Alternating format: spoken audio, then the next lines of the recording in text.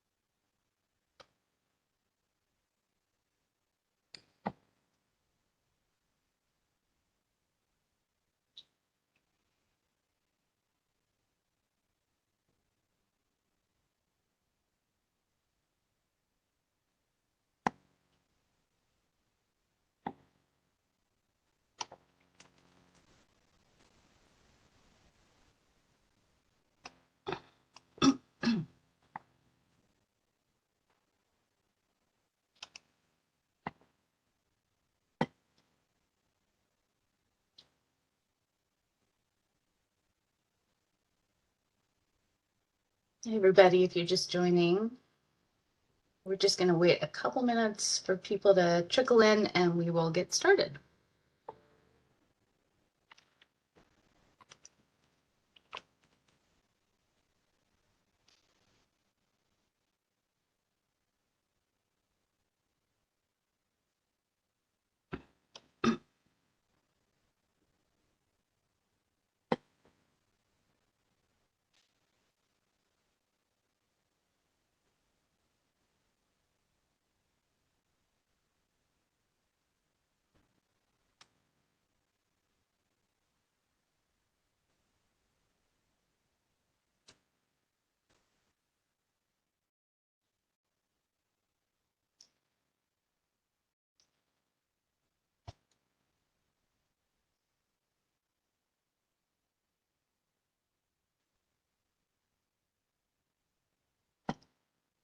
All right.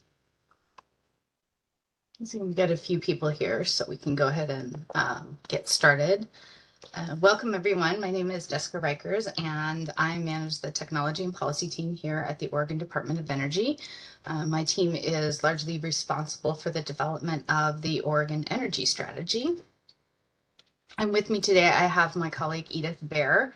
She is our team lead for the energy strategy and a senior policy analyst at the department. Go ahead and start moving through our slides.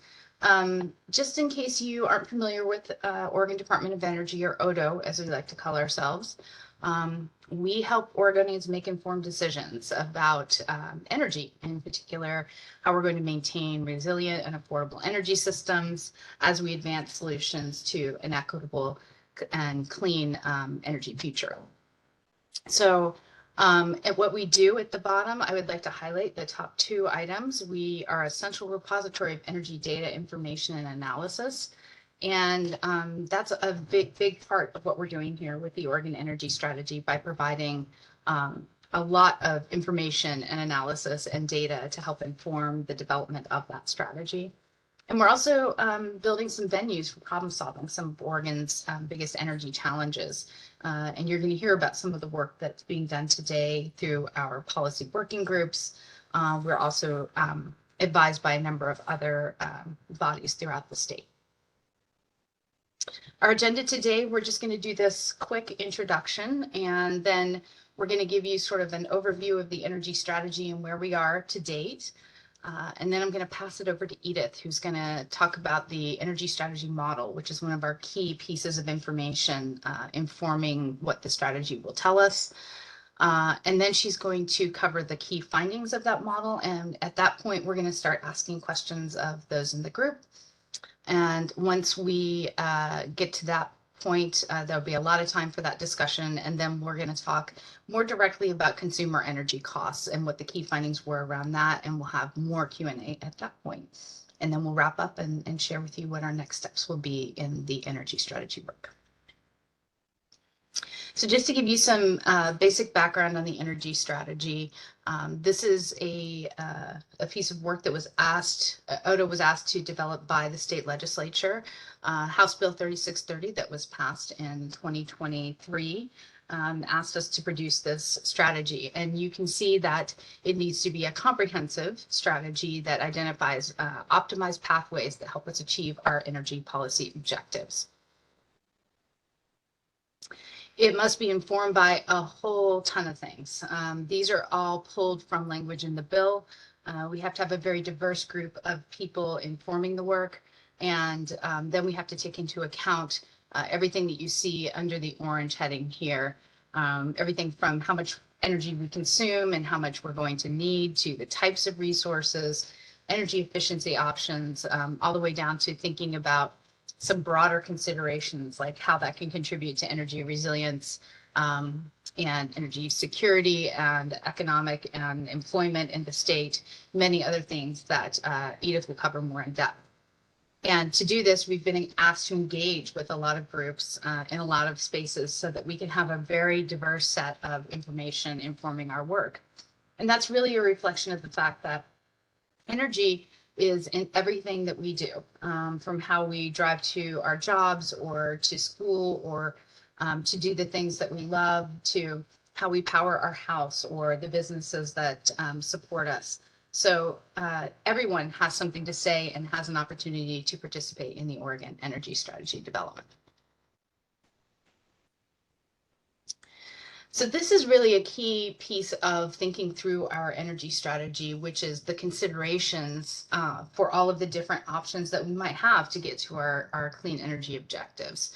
And we have to kind of look at those things through different lenses, or think of it as sort of like different petals of this flower. We call this our flower diagram. And that includes everything from the costs, whether we're looking at economy-wide costs down to consumer level costs, both of which we're going to share some information about today. But also thinking about feasibility and whether or not the energy will be available for us when we need it, which is how we refer to reliability. We're also thinking about broader effects, like what are the economic benefits or challenges? What are the employment effects that might come from different energy choices? And what benefits might there be for communities or places to address certain challenges that communities face? In particular, looking at energy resilience, which is when there are energy disruptions, how do we get through that until energy can be restored? What options do we have to be more resilient in the face of that loss of energy? And last, we want to think about what some of the consequences are or effects are of different energy choices, whether that's looking at different land use needs, how much land do we want to use for solar developments versus how much land do we want to save for other things? What kinds of effects on our natural resources and environment might different energy choices have? And what does that mean for energy costs and the energy burden that many Oregonians experience in the state? And how does this affect the affordability of energy overall for all Oregonians? So all of these things we need to take a look at and think about as we are assessing different objectives to get to our goals. So one of the ways that we look at different, get different perspectives is we put together a lot of different groups of people to help bring very specific pieces of information. For example, we talk to tribes and tribal consultants because these are governments that are doing their own work and trying to figure out their own paths through their energy worlds. And we need them to give us their feedback and information so that we can better align with one another and achieve our goals more efficiently. The advisory group for the Oregon Department of Energy is a central body that provides a really diverse set of perspectives from communities, from industry, from businesses, and energy expertise. They will help us sort of work through some of the trickier or more challenging things that come to us as we start working through some of the ways that we could achieve our energy goals. Our working groups are really focused on expertise, and we think of expertise as pretty broad. Expertise could be someone who's got really strong knowledge of how energy systems work or energy policies are created and implemented. But it could also mean people with lived experience, and that could be community members and the experiences their communities they've had within their communities too. energy professionals and the experiences that they've had in doing their work, to the end users of energy, our businesses and our industry, who have unique challenges. The next group is our interagency steering group. Obviously, since we use so much energy across the state and energy is involved in everything we do, just about every agency that works in Oregon has some intersection with energy. And so we want to work carefully with those entities to make sure that we're aligning with the work that they do, with the policies and regulations that they have to meet, and ensure that we're being consistent as a state broadly. And last, but definitely not least, is what we're here to do today, which is some of these listening and information sessions that we've been holding. These are open to the public at large, and we're here to listen to and hear about your experiences, your lived expertise as it pertains to different options that we are thinking about when we're developing the energy strategy. So this is a really critical piece of our development process. And then just to get at what data and information that we're pulling in, I won't dive into these very deeply, but just to say that we're trying to pull in a tremendous amount of information to help inform some of the discussions that we're thinking about.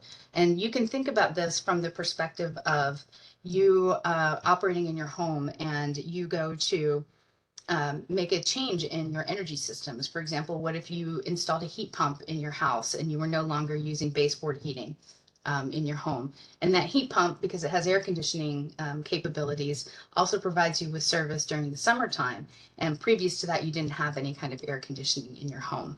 That has effects on how utilities prepare for that demand and meet that demand, how they build up not just their assets to provide that electricity to you and the transmission to bring it to you, but also how do they ensure that the distribution system, that the poles and wires that you see in your neighborhoods and communities, how they are available and ready to meet that different electricity load going forward. And finally, you want to think about it too as sort of this broad economic umbrella around the state. Those utilities that help provide those services to you, they employ people in areas throughout their service territory often, and sometimes even in other spaces. So you have people that are out working on those poles and wires and helping to build more resources when needed. And you have people that just keep the company functioning and running, and even provide customer service to their customers. So when you make energy decisions and energy choices, they affect a broad group of people in a variety of different ways. And this is just an overview. I showed you the flower model that we had before. This is an overview of how we are incorporating in all the different pieces of analysis that are informing our work to help us think about those different lenses that we need to think through. And you'll see up here that the energy strategy modeling shows up in quite a few places, as does an energy wallet analysis. And those are the two things that we're really going to focus on today for this session. And we're going to share with you some of the key findings that we got from that modeling and from the energy wallet analysis to get your thoughts and feedback on. And just last, ODO is a really amazing organization. We like to lean into the idea that we are the think tank for Oregon. And I have on my team a large number of really incredibly well-informed senior policy analysts who are helping to support this work. But I would add that we also contracted with some really amazing smart people, as the technical term, I think. They are from the Clean Energy Transition Institute and from Evolved Energy Research. CETI, the Clean Energy Transition Institute, they provide the technical expertise to us about not only how to do this project that we're working on, since they've done several before, including providing the modeling and analysis for Washington State's energy strategy and Montana's climate action plan, but also to help advise on what things we might want to consider to help ensure that we're actually meeting all those different goals that we were asked to meet, that I showed you from our from the bill asking us to do this. And they hired Evolved Energy Research Evolved is an organization that does a lot of complex modeling to help inform big energy related questions and questions outside the energy sphere, but they do a lot of great energy work. And the model that they developed for us looks at how different energy choices will affect Oregon's broader economy-wide interests. But they also developed an energy wallet to go with that. And that energy wallet is going to provide more of a context around what kinds of changes consumers might see in the amount they spend on energy over time with some of the changes that could be coming. So this is incredible pieces of information and data that we have to help inform our discussions and help us think through what some of the trade-offs might be of different energy choices that we could make. So with that, I'm going to pass it over to my colleague Edith to kind of walk us through the energy strategy model. And we have some questions for you that are coming up. So. Yeah, thanks, Jessica. And hi, everybody. I'm Edith Bayer. As Jessica said, I'm leading up the team on developing the energy policy. And I'm going to provide some background, but we really want to get to a point quickly where we start asking you all questions. So this is going to be, we're going to get interactive pretty soon. So if we go to the next slide, I just want to give a little bit of a, oops, we're seeing your screen, Jessica. I think you shared the screen rather than the presentation. I did. I didn't mean to, but I was trying to get rid of stuff, but please keep going and I will muddle in the background. Okay. Do you mind going to the next screen? Thank you. So our technical contractors who Jessica just talked about, they work with models to look at the whole energy system. So at electricity, at transportation, at natural gas and other fuels. I find kind of a model train set to be a helpful tool to think about how these models work. They really look at everything that we have in place today, all the infrastructure, both kind of big infrastructure, large scale, but also what's in your homes. And, in terms of the technologies that you have, what kind of car you drive, what kind of technology you heat your home with. We get all of that data from different sources in our state and in our region. And then these models help us understand the economy-wide effects of energy policies over time, including Oregon's clean energy policies. So this modeling accounts for changes to population. It accounts for introduction of large loads like data centers and changes to technology over time. The costs and benefits of how we address these challenges is a really valuable piece of information to understand the choices we have and how we meet our clean energy goals. So if we go to the next slide, wait for it to pop up. I think there's just a little lag. I just want to briefly talk about what the energy strategy modeling is and is not, because I think sometimes the expectation is that it can answer all of our questions, and unfortunately it can't. But it does provide new information about the different choices that we have and what those different choices mean in terms of what we build and how much it costs and how we meet our energy needs, both in terms of how we use energy and how we produce energy. So the modeling in and of itself is not the energy strategy. So the results I'm going to show you and the key takeaways we're going to talk about are not the energy strategy, but they're informing a conversation about what we need to do, kind of the how, like how do we get on these pathways? What are the costs and benefits? And so, and this modeling covers the whole state. So it's a little different than the kind of modeling you might see for a utility integrated resource plan, for example. And the result is also not a forecast or an investment plan for the state.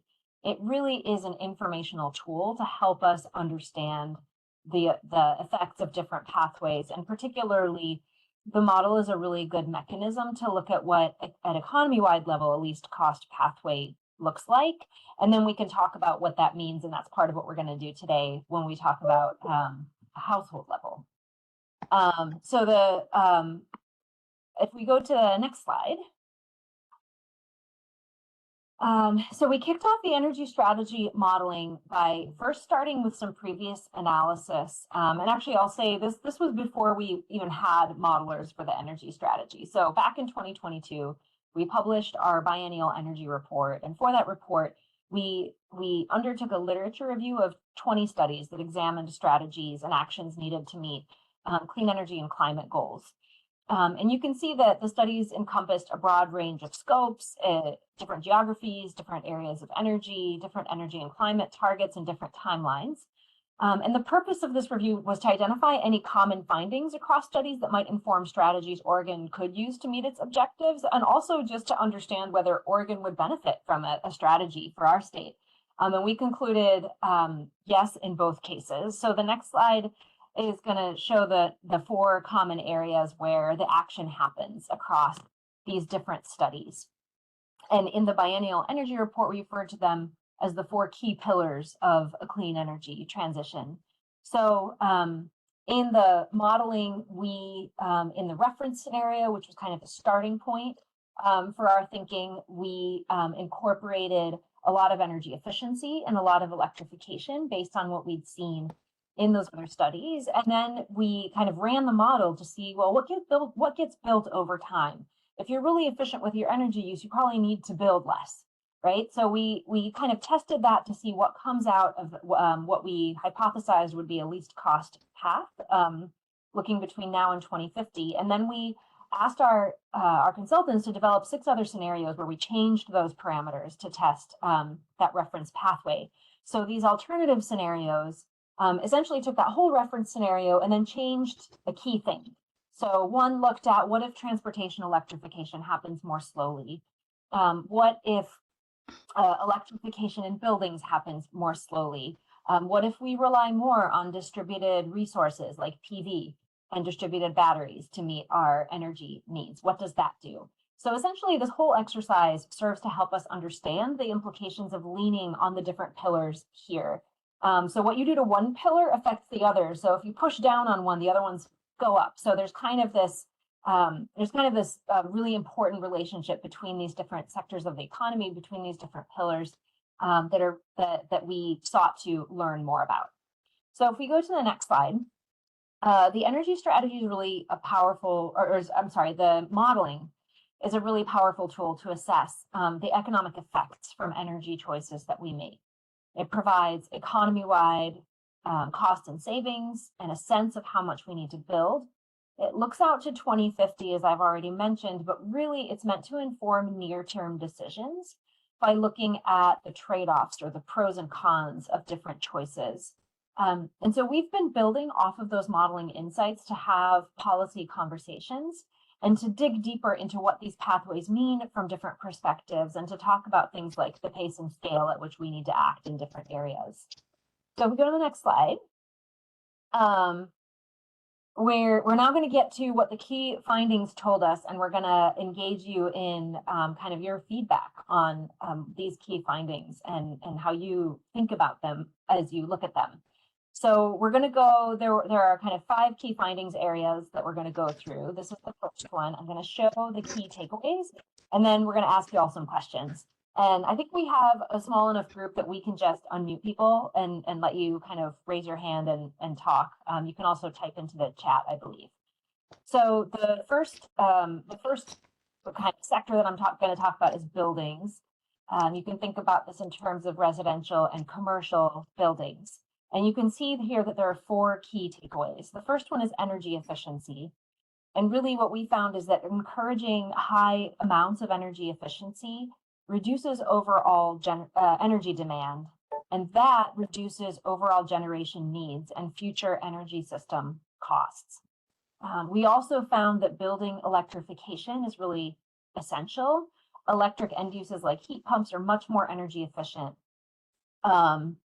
and paired with clean generation produce fewer emissions, and that reduces overall energy system demand and costs.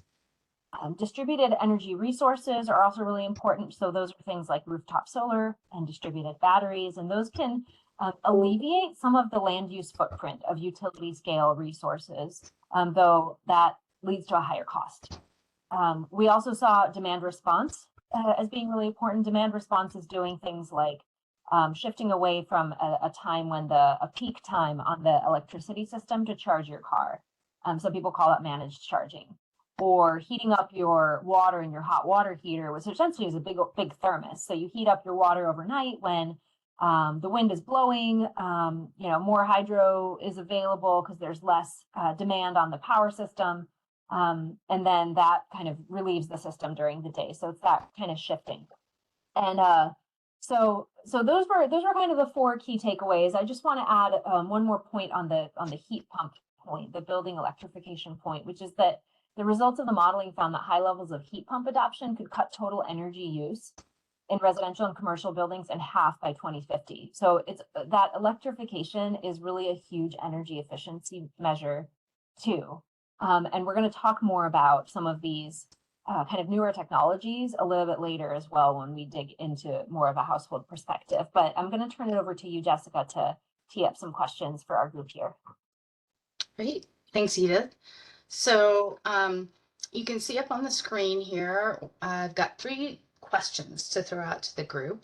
And I think that first I'd really like to know from folks, and by the way, you've all been turned into attendees for the meeting, or I'm sorry, you've been turned into panelists for the meeting, which means that you can unmute and mute yourselves at will.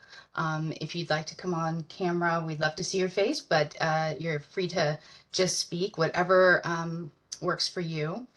But the first thing we're interested in is sort of based on the things that Edith just shared around energy efficiency and its effectiveness in reducing costs, to demand response programs that help move our electricity use from times when it's the most expensive for our utilities to plan for and to operate.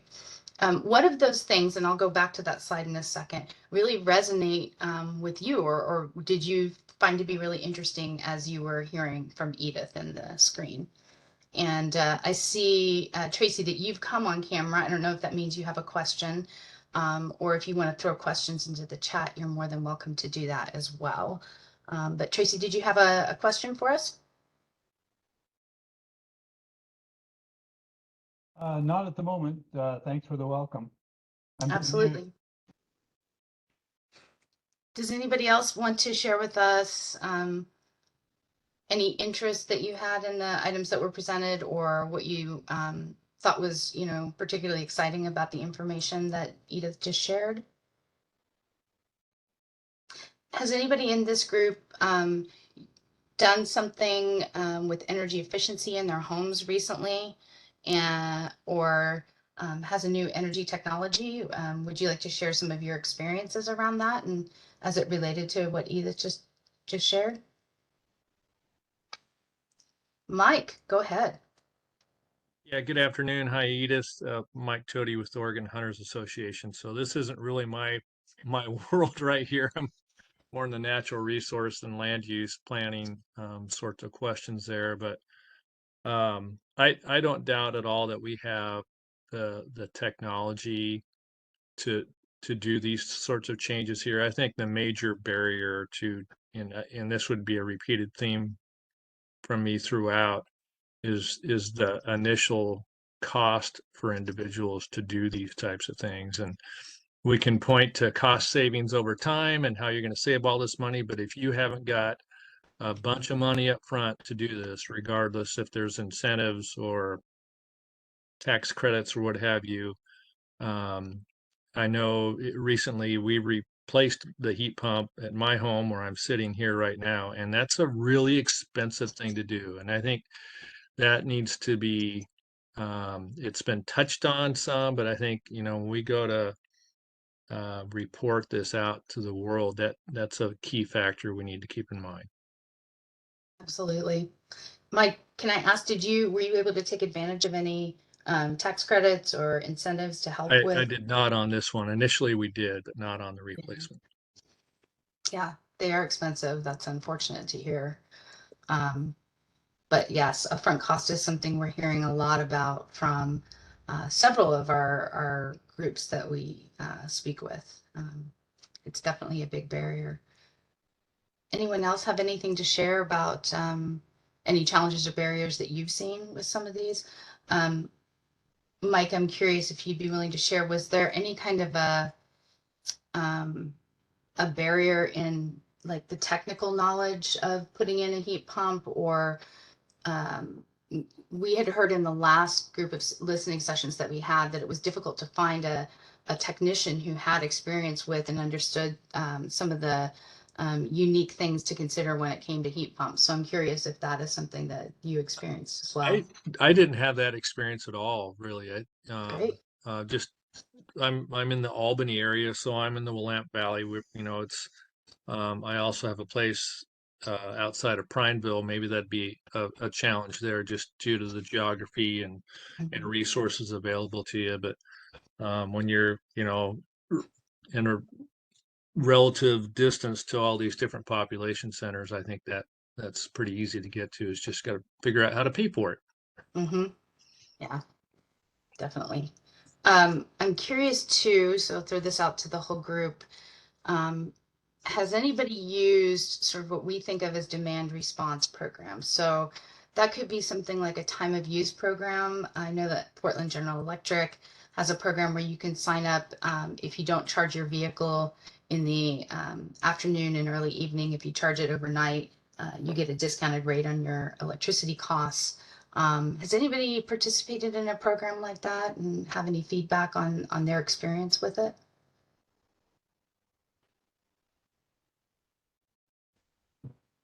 I think it's really only PGE that offers that type of program right now.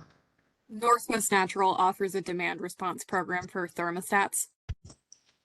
Great. Mary, are you a consumer of that, or are you more representing sort of the expertise on the natural gas side?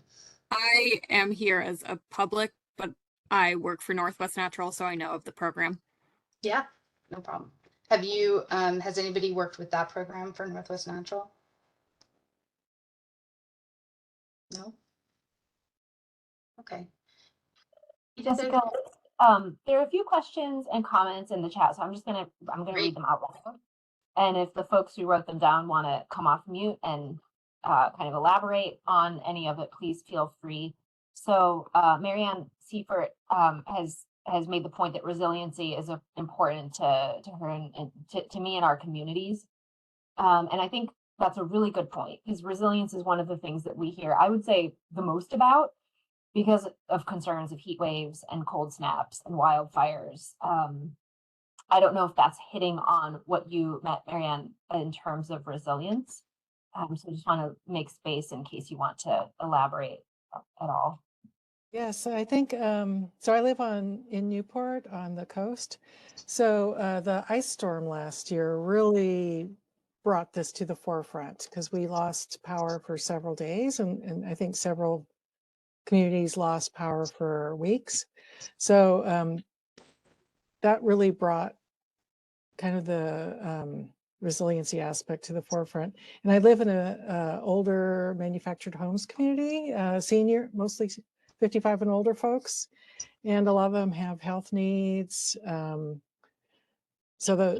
And being that cold without heat for so long was really problematic for many of them. So I look at it from the pragmatic of how do we keep the power on, and then also how does that affect people? Some people can stand not having heat. Other people really suffer when they lose power. Marianne, I'm Thank you. curious if you were aware of any changes that people made after that ice storm event. Like, have you heard of any maybe people installing battery storage or backup diesel generators or anything like that to help the next time an event like that might happen? Yes, well, we actually applied, our homeowners association applied for, oh gosh, one of you all's grants, the Resilience Hub grant, I think it was Yeah. last year. So we applied for that, and then we also applied for an AARP grant. Didn't get either of those. So now they're talking about buying a generator. That's kind of problematic too, though, in terms of like the fuel storage aspect. Yeah. So before when you were applying for those other grants, were you trying to do something that was more around renewable or clean energy, like battery Yes. storage and solar? Yes. Yeah. They had those, the grant had those awesome containers where you could like check, depending on your population that you were serving, you could check what type of container. And it had all those wonderful tools. So we were really excited about that because basically, if we don't know how long we're going to lose power for, you can't just rely on fuel, right? On Yeah. gasoline or propane. So to have the solar option and to have multiple options was just so beautiful. Yeah. Yeah. And we have a clubhouse that we were thinking, okay, so we'll focus on supplying energy to the clubhouse, and then folks can just come in there. It has a shower, it has a community kitchen. So it could truly be a resilience hub. Yes. And if you had been able to get a hold of funds, that would have been the preferred choice. But because you couldn't, you're thinking more in terms now of something more traditional, like a diesel or gasoline generator. Yeah. And I think that's also what a lot of the residents are more familiar with. Yeah. Okay. That's very interesting. I'm curious if anybody else has had any experiences with loss of power or other forms of energy and how they've addressed it, they or their communities. I was in Texas during the winter storm, so not Oh. Oregon based, but definitely been through loss of power. So my biggest concern is grid stability, especially with the push towards electrification. Because I know a grid can get turned off and then you're really screwed if you're a resident and you're not Yeah. on the emergency portion. So That's a really good point. Oh, I see Mike's hand raised. Go ahead, Mike. Yeah, just kind of introducing into the conversation, is as we look at some of these other broader climate change things and we're seeing longer, more severe fire seasons, it's not uncommon at all for power companies to be, turning off the power during these systems, either to avoid starts with a down power line or other reasons there. And if everything you have and own is dependent on that power and you have no backup, like those options that have been kind of discussed here already, those can be prolonged factors that'll last a long time. And I think we just need to figure out mechanisms, both on a community basis and likely individual basis, on how we're going to work around that. So I'd agree. I think with whoever brought up on the coast there, we're all, I mean, the idea of having a gas or diesel generator is something that's been around for a long time. It's a common factor. You can get people to hook those up if you can't do it yourself. That's an easy thing to do. Battery storage is a different critter, still new, still harder to kind of put those things together. Yeah, absolutely. I have one last question around this, Edith, but before I ask it, Edith, are there other questions in the chat to raise up? There are a couple. I think that, well, there's one question and there's a comment. So the question comes from Marianne, who's asking whether it's true that older manufactured homes aren't able to have solar panels on roofs. If yes, that's failure.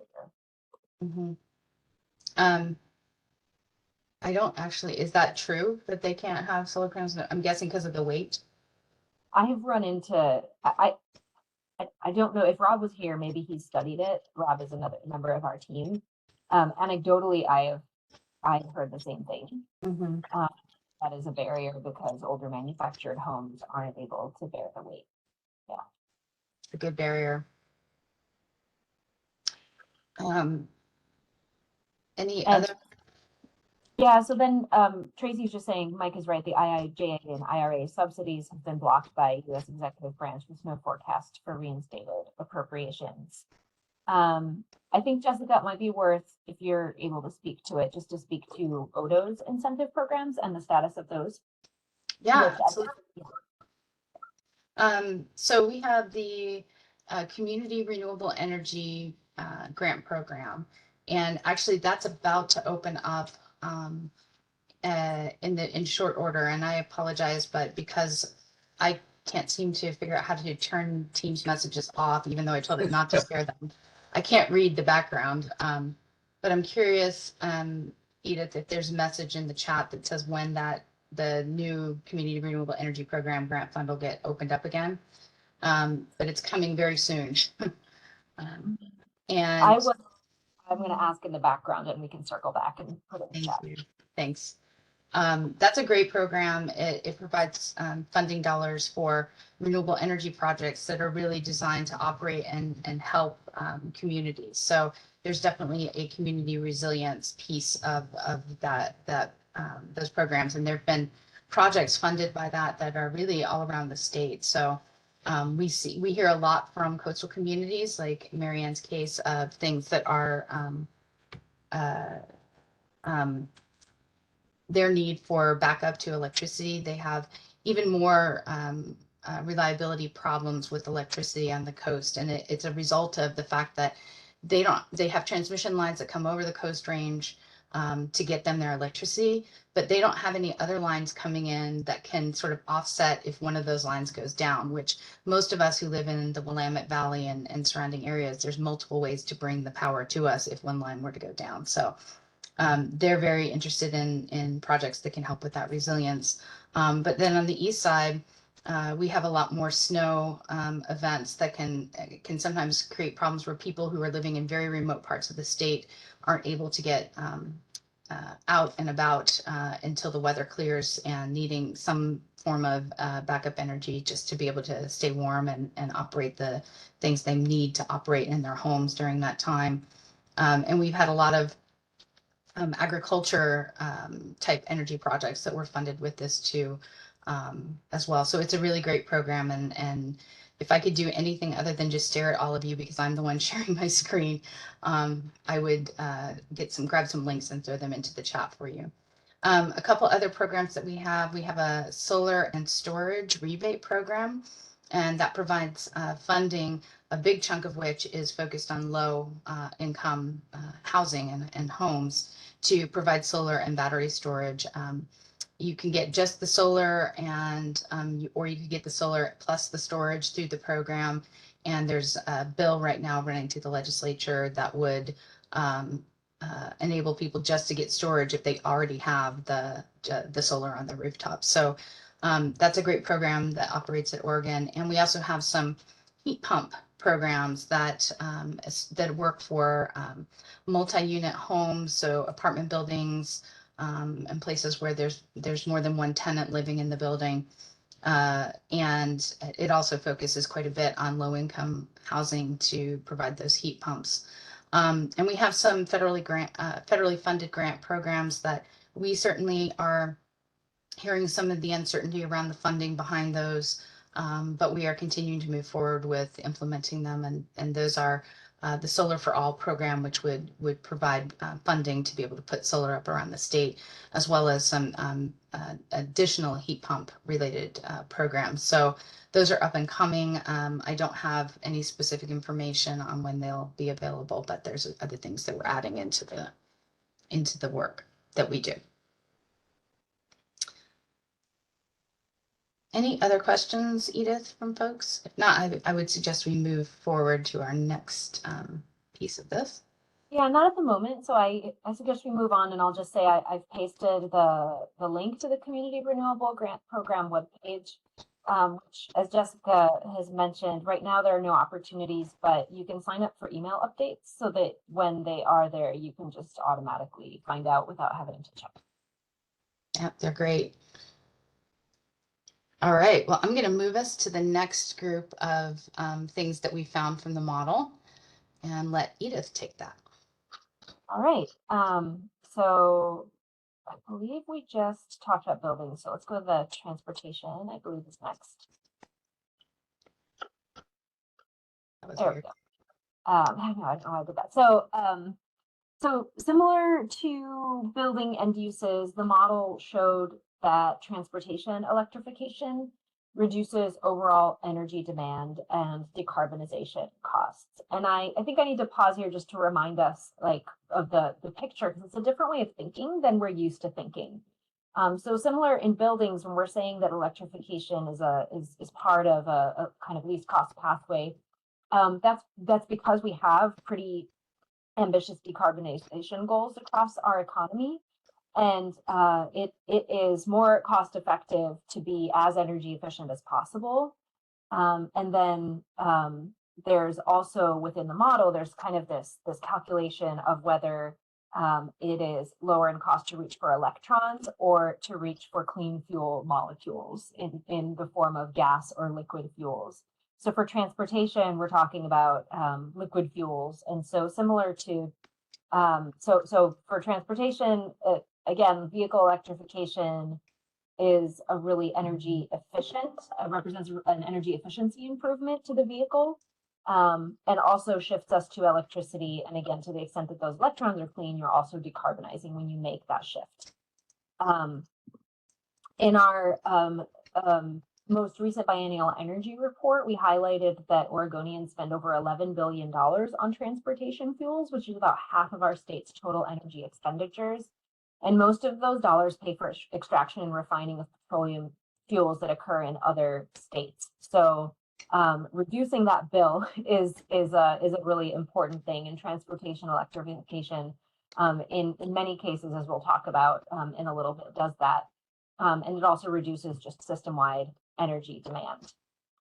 When we talk about grid integration, when we start talking about electrification of transportation, it's really important to think about what that does because to our electricity system, because it decreases energy demand, but it shifts that to electricity. So it increases electricity demand.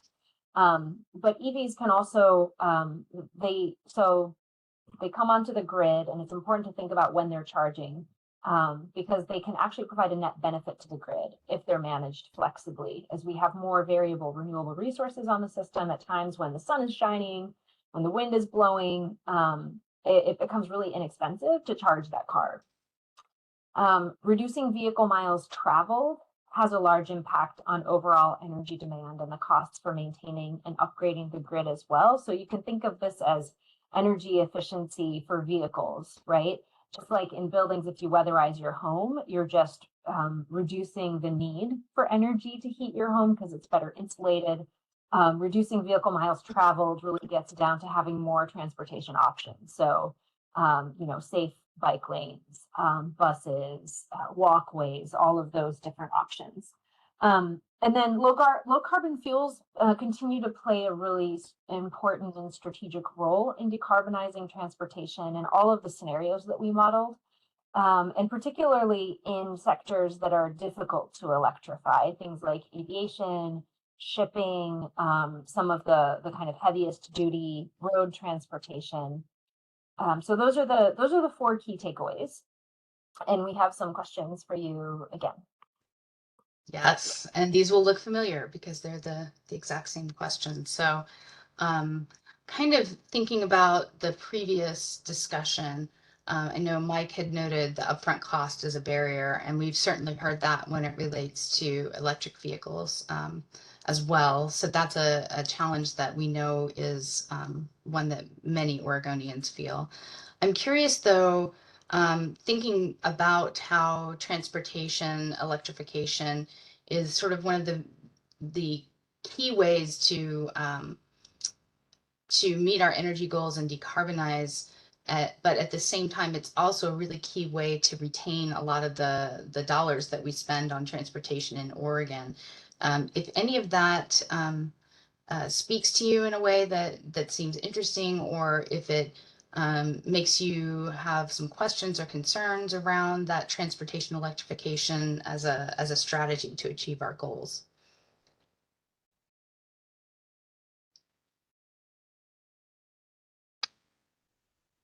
Oh yes, please, absolutely. Go ahead, Tracy. Well, thank you for the chance to chirp in on this. I've been looking at the math for the Cascadia megaquake, and being a post-career engineer, I still haven't forgotten my math, and the math says that this is more imminent than what the journalists have been writing. So why is that pertinent to the current agenda? I can tell you that after the Cascadia thing, we're not going to have a lot of fuel from Washington State because of their refineries that are tsunami exposed right after they get hit by the earthquake. So your electric vehicle is going to suddenly be very, very popular because it's going to be the only way to get around. And my short message to present company is that the best thing you can do for resiliency in Oregon particularly is invest in resilient infrastructure, and that means vehicles that do not need commodity fuels because there won't be any.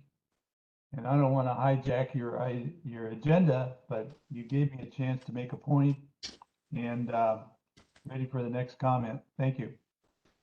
Thanks, Tracy. I appreciate that. And I would just maybe add to that your point that electric vehicles could be a really great option if you don't have access to the fuel. But of course, they have to be fueled. It's just they use electrons rather than gasoline. And that kind of points me to another concern that we've been hearing about, which is, you know, electric vehicles, if the power goes down, how do they refuel? How do you get them on the road? And it's a good question. And I can just share that there's a few things that we've heard that it becomes really important then to incentivize solar and storage as a way of capturing those electrons where you are and being able to use them in the vehicle. And, you know, just additionally that gas is something you can store at your home. You can store electricity in batteries, but it's not exactly the same as storing gas or diesel. It has finite amount of time it can stay in those batteries and be useful. So I'm just curious if you or anyone else has have similar types of concerns around electric vehicles for resilience.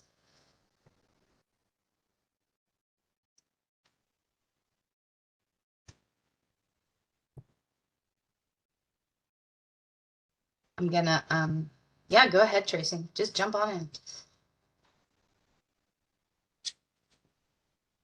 Oh, Tracy, you might be on mute, I think. Or at least I can't hear you. Okay, I just fixed myself. Awesome. I would welcome everybody else's views on which is more durable, the electricity grid or the commodity fuels grid. And in my view, the electricity grid is way more durable and easier to fix.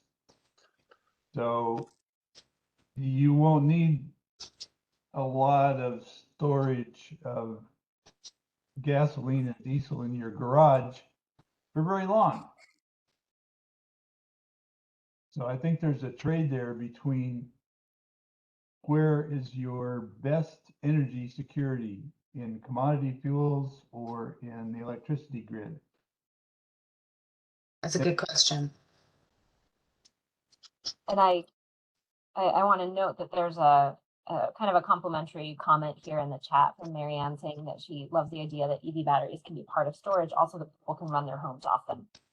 Mm-hmm.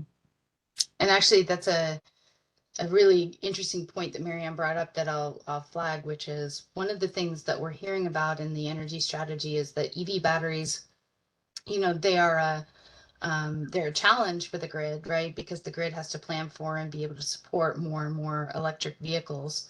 But they also offer the opportunity for a solution to a lot of issues because where we can have vehicles connected to the grid and where utilities are able to communicate with those vehicles, the vehicles can the vehicles can offer a resource for utilities to pull from collectively tiny little amounts off of each battery that can help them meet their peak loads, which is often for just an hour, maybe an hour and a half during the middle of the day, later in the day, early evening. And so, you know, obviously that doesn't happen overnight. This is something that utilities would have to develop and be able to figure out how to use and make sure that consumers are able to have control over their vehicles so that they can be fueled when and where they need them to be. But there's some opportunities there, not only for helping the grid, but in those cases of resilience, will electric vehicles be able to be at a point where they could supply power back to your house someday and help you weather the storm, so to speak?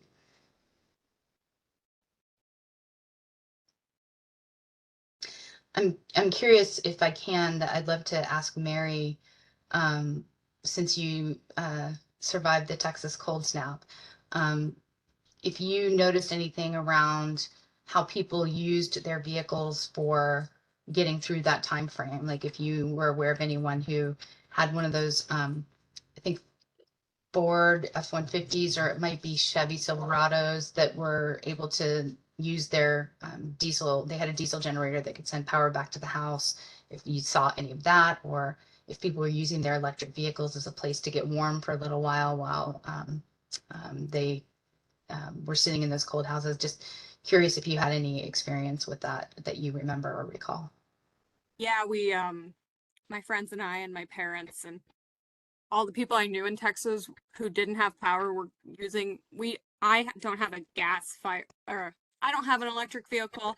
My friends and family don't have those, but we all used our gasoline powered vehicles and used them to either charge our phones to keep up with the news on what was going on, or to get cool. And my parents are still in Texas, and so when it did the heat snap and they didn't have power in Houston, they again used their gas car to get in and be cool.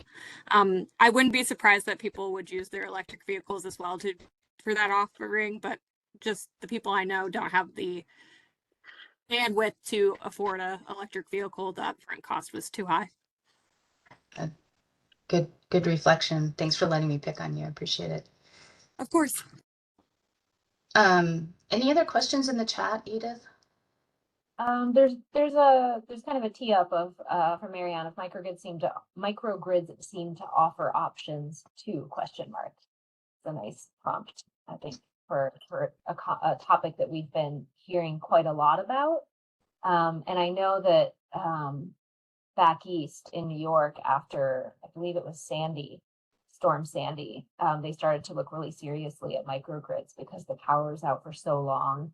And islanded microgrids to kind of provide that that ability to maintain not just at a household level, but kind of at a neighborhood level power to weather storms. And I know that there's a lot of discussion out here and work to get microgrids online, but I think we still have a lot of work to do. And I don't know, Jessica, if you want to give any more specifics about anything to add to that. I'll add just a couple things, and then I have a question for the group, which is we have seen some very small, I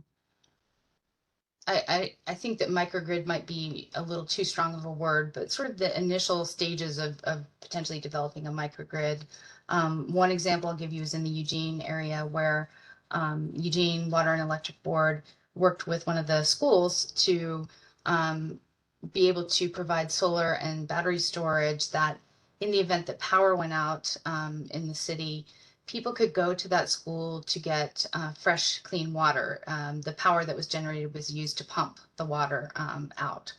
So that's a very, very small version of what a microgrid could offer, but we've definitely heard interest in, for example, having places where they had that off-grid ability to generate and use power to have warming centers during cold snaps, or cooling centers during heat waves, or just to offer a place for people to put medications that need to be refrigerated, that sort of thing. So there's a lot of interest in it. So now the question I have is, there's sort of a trade-off, at least in the near term, with microgrids.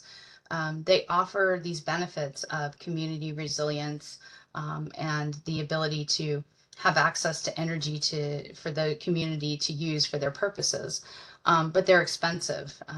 It's much more expensive to build a small microgrid than it is to just get your power directly from the grid and live with when the grid goes down and not available.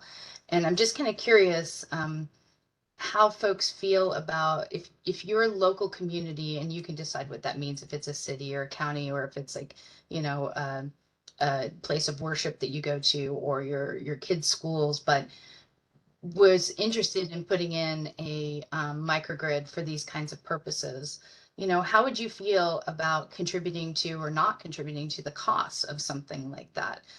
Do you think that's something that rises to the top of priorities and within your community? So that's my general question. And I know it's like a super softball question. I mean, you wouldn't have to think about the answer to this one at all, right? Tracy's laughing. Thanks, Tracy. I appreciate it.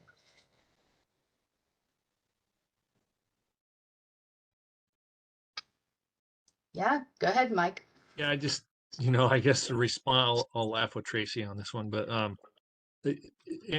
power is costing us all something, right? And it's all in how you look at that. I think if we could get information out to folks and show them, inevitably, I think electricity costs are going to go up and perhaps significantly if we look at the infrastructure build out that we're going to need and some of those other when I talk to folks that work in the power arena, they throw out numbers like tens of millions or billions of dollars is an everyday comment, which is mind-boggling to me. But if you consider all those types of elements in there, then and you can get enough buy-in from community members, microgrids I think are a really good option. I've seen several in relatively dispersed communities in Eastern Oregon that are really serving the communities well there. You just have to get by those upfront costs again.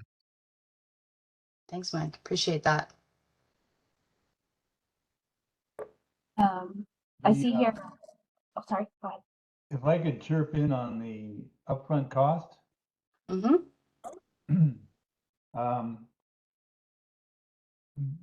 No longer having a job, I have a lot of time to find out stuff on the internet. And there's a pretty good study that says that if you do your upfront investment before a natural disaster or before a natural hazard shows up, it costs 1/10 as much. So this is sort of leveraged insurance. Now, naturally, if you don't have disposable income, you can't buy insurance. But if you do, it's a good idea. Thanks, Tracy. Yeah. Hey, if you wouldn't mind, if you would pop that study into the a link to that study into the chat, we would love that. We're always looking for good studies. So. Okay, I'll go offline for a minute. Thanks. And I'll pop it in the chat. Thanks. Appreciate that. Yes, Mike, go ahead. Yeah, I wanted to share just the comment that watching Jeremy's presentation on model results here recently around electric vehicles, I think he really that is an incredibly complex model with a number of assumptions, but the way they went about analyzing electric vehicles and initial startup and people's tendency to buy used vehicles, which some of those things, he did make a comment. Few things that stuck with me. One was that we're seeing a slower build out of the EV charging stations around the state. I'm not sure how that fits into this. And the other was the assumption that by I think it was 2035 that EVs cost wise would be similar or less than an internal combustion engine vehicle, the same make and model. And I've been looking to try and find that source of information and haven't been able to locate it. But I totally trust Jeremy with he's got his finger on all that type of thing. But I think with some of those parameters that he shared, it drives me more towards the reducing vehicle miles traveled. Mm-hmm. And I didn't see near as much information on that. And I'm just curious what you can share here on that today around the best is that all assumptions that around mass transit and people transitioning to that, or I guess if you got a deranged sense of humor like me, if we don't have the electric charging stations built out, you can't charge your car, so you're going to drive less. But is there any information on that? I'm going to start in case Edith wants to find any great charts to share with you all, but I will just say that we did an additional analysis that looked at what if the state doesn't meet its vehicle miles traveled goals. And the vehicle miles traveled goal for the state is that we're at 20% reduction in vehicle miles traveled, or VMT, by 2035. Is that right, Edith? I think it was 2035, which is frankly not that far away. Scary how not far away it is, actually. And the state has not done great on meeting its vehicle miles traveled goals in the past. So I would like to throw out a question to the group to be thinking about, and I'll let Edith share some more data for you, Mike. But what it showed was, if we can meet those goals, it really reduces down the economy-wide costs for the state of Oregon a lot. It wasn't a small amount. The challenge that we've heard, that the model didn't show us, but what we've heard from other people, is a couple things. One, that need to have the transit in place that is, I think that people are often willing to make small sacrifices in their lives to do things that are more efficient and cost less, and maybe to help the environment and climate. But they aren't, they're not going to do a 4-hour, multiple bus ride to take the place of what might be a 45-minute car ride. So the infrastructure needs to be there and in place and useful for people to be able to want to use it. It's the, if you build it, they will come thing that I call it that, I label it that. But the second piece is, we hear a lot from rural Oregonians, and you mentioned you live in Albany, Mike, which I think is a really interesting place, because I think of Albany as like this really incredible mix of rural with a nice town, and you're not far from Salem and not too far from Corvallis and Eugene. But I'm curious, like, we've heard that rural folks are in a lot of cases saying, look, it's just not feasible for us to have a really good public transit system. So if you're going to have goals and you're going to make targets for people to hit, could you maybe consider doing it in places that make more sense, like the metropolitan areas? So I'm curious what you think about that. But before I open it up, I just want to see if Edith wants to add anything to that. Yeah, I don't, I will say on the cost parity, I don't have a slide to show. I remember Jeremy saying the same thing. I suspect it comes from other analysis that he's done at Evolve Energy. And so we'll ask him, but we also have somebody digging in to make sure that I'm not wrong, that we don't have it. And I will say that the charging infrastructure is one of the main, one of the kind of top barriers that that have come up when we talk about vehicle electrification in our working groups, and particularly in rural areas. So I'd say it's certainly on our radar, and it's one of the things that we're talking about when we get into, or thinking about as we get into more of a solution space. So in our working groups, we started with kind of the kinds of insights that we're showing you today, and then we talked about barriers, and now we're kind of moving towards solutions. So definitely aware of that, but nothing technical or quantitative to show at the moment, unfortunately. So Mike, I'm going to pick on you with your unique Albany perspective. Are there opportunities for public transit in your community that you think aren't being taken advantage of right now, that if there could be investments in, it would encourage you to use them more? I guess I don't have a very good answer for you there. I mean, certainly we have community transit there, a busing system. We don't have light rail or anything like that, obviously, here. And you need to be either living in a place. I live outside of town, so I would literally have to walk 2 miles to get to a bus. Is that on a road that's very narrow, and I'd probably get struck and killed on the way there. So there's some factors like that. For the rural communities, it's just, you have to look at it, I think, overall from the expense of how do you put in a community transit system if you're only going to be busing one person an hour or something like that. We don't, for lack of a better term, we just don't get the bang for the buck there. And so I guess that was kind of the root of my initial question. As we look at vehicle miles traveled, were we specifically looking at those places where it, and I'm using air quotes here now, kind of made sense to use mass transit or those types of things? Or was there some other assumption or expectation that people who don't have that as a resource are going to just individually reduce how much they're traveling. So I'll ask one more question as a follow-up to that, because you're asking all the same questions that we asked. In fact, Mike, if you want a second job, you could come work with us and help us get through the strategy. The question is this: I have actually heard and thought about one other option to reduce VMT that I think would apply to a lot of other people, and it wouldn't be as geographically dependent. And that is encouraging people who have jobs that are amenable to it to be able to telecommute more. We saw our VMT numbers drop significantly during COVID for obvious reasons, and some of that drop was due to people just not having jobs, which isn't optimal.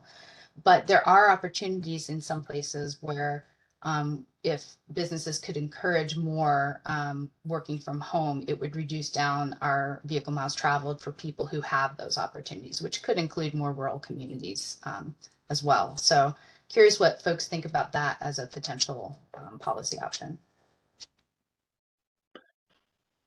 If the policy option is directed at whatever, legislating that companies offer a certain percentage of, work from home, or shifting of work hours and such to accommodate mass transit, maybe there's an element there. Our state seems to be more than willing to try and legislate things like that.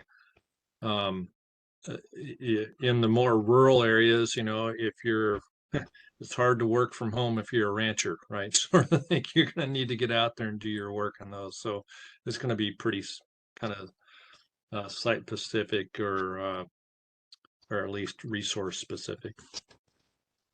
Yeah, absolutely. Jessica, I want to turn to the chat because there are a few Great. there are a few comments, and I want to back up and just give a couple comments that we sort of moved on in topics, but I don't want to lose them. So I'm just going to read them out. And then there's a comment relating directly to what we're talking about. Let's see. In California, Tracy pulls out a statistic for us. In California, 40% of EV owners invested in rooftop solar, driving on sunshine and not needing commodity fuel. So thanks for that figure. And I'll just say, anytime somebody throws out a figure, we love to see the source if possible, because that helps us also keep track of those kinds of things, since we're kind of serving as a data repository too. And then Marianne says, if you include the health and productivity costs from air pollution, that changes things. And I think that was in the part of the discussion we were talking about, kind of willingness to pay for the upfront cost of things like microgrids or community resilience centers. So I just wanted to call that out as well as an important consideration, and something that is often difficult to quantify. But I do want to call out that we did an analysis that doesn't speak exactly to this resilience piece, but we did an analysis coming off of our modeling results, where our consultants used the EPA's, the U.S. Environmental Protection Agency's COBRA model, which is Co-Benefits Resource Assessment. I think that's what it stands for. Anyway, it essentially looks at air quality effects of different changes in energy, how we use energy. So for example, air quality from shifting from internal combustion engines to electric vehicles, as well as kind of supply side changes. So shifting from fossil fuel combustion to renewable resources, and what those changes in air quality mean in terms of health benefits, things like lower incidences of asthma or other respiratory distress, what that means in terms of reduced hospitalizations, reduced work days missed, and also reduced mortality. So that we don't have all the information in our slide deck for today, but we had a webinar just last week, and if you go to our the webpage for this whole project for the energy strategy, you can easily find the slides and the presentation from that, where there are more details. So I just wanted to call that out. These are really hard things to quantify. We're trying where we can, but there are still really big gaps. And I'll also mention that on productivity costs, so that was also included. It just made me think as well that we're conducting an analysis looking at jobs right now, coming again out of those changes in the economy when you shift to lower carbon resources. We don't have the results of that yet. That work is kind of underway, but I just wanted to throw that in there. Great. Well, And, Edith, oh, go ahead. Was there one more? and I'm going to read a couple more comments, and I'm going to but I just want to make sure we're reflecting them. So Marianne mentions investing in public transportation has so many health benefits. Transportation choices are vital for seniors, youth, people with access and functional needs, people who can't drive or who can't afford a car. How do they get to work, school, grocery stores, etc.? And I believe we heard the statistic yesterday from that 30% of Oregon households or Oregonians, I'm not sure because I don't have the source for this data point, but it came out in a meeting that we were having yesterday with a number of experts, and they said 30% of households, I believe, don't have a car and rely on public transportation. And likely that's in urban areas, because if you're in a rural area with no car, I think you got to bum a ride off somebody. I mean, it's a lot harder. Although I just want to add, we did hear from some transit folks in, I think it was Josephine County, it might have been Douglas County, one or the other, that said, they still have programs that they do to support people who don't have access or who can't drive in their communities. And so they wanted us to know that they still needed resources and they still needed help with things like that, not to forget about them. So I just wanted to make sure that we added that point in there. That is a really good point. Yeah. And there's one more, if I may. Oh yeah, go ahead. Sorry, I don't want to miss it. Okay, so that was a point, and then we see, does the CETI contract call for factoring energy insecurity from the inevitable Cascadia megaquake? That's Tracy, and I'll just answer that briefly, Tracy, to say that it's outside of scope of what the legislature asked us to examine in the energy strategy, but I did drop a comment in the comment boxes, a link to our energy security plan, which needs to evolve over time. And we also need to kind of braid it together with the energy strategy over time. So the energy security plan at the moment does rely mostly on fuel security. And as we talk about electrification, there's still work to be done in that space. But the first energy security plan just came out last fall, and the first energy strategy is coming out this fall. And so this is all kind of work underway. I'll add, Edith, Tracy, I know I've sent you a link to that plan before, so you might have seen it, but they will be updating it by the end of this year. And so I can't say for sure if they're currently taking comment on it, but they will be if they aren't already. And so you should make sure you're signed up for email updates from the energy security plan.